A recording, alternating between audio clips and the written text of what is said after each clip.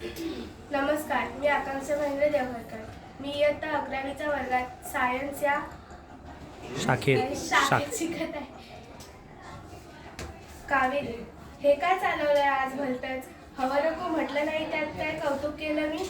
मला हवं होतं ते सारं काही मिळालं, अगदी शिगोशिक भरून मिळालं. जे मिळालं नसेल ते हवं होतं कुणाला, ते मिळावं अशी कल्पना देखील आली नाही मनामध्ये.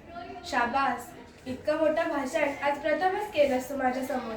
एक नाटककार म्हणायचे, वय वाढलं की पुरुषांची पोटं आणि बायकांच्या जिभा सुटायला लागतात. ठीक आहे पोरांनो, मी आता म्हातारा झालो आहे. दुसरा अंकही संपून गेला, आता तिसऱ्या अंकाला सुरुवात झाली आहे. दिवसानं अखेरच्या भरत वाक्याकडे मी प्रवास करतो आहे.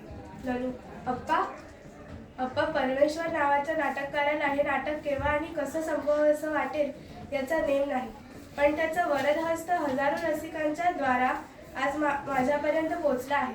या घटकेला पोरांनो, मी कृतार्थ आहे. दुःख जवळ ठेवावं आणि सुख वाटून द्यावं अशी शिकवणूक माझ्या नाटकांनी आणि नाटककारांनी मला दिली आहे. कोणीतरी म्हटलं आहे, चंद्र स्वतःचा कलंक स्वतःजवळ ठेवतो आणि आपलं चांदणं मात्र दुनियेला वाटून देतो. आजपर्यंत वाटायला माझ्याजवळ फारसं चांदणं नव्हतं.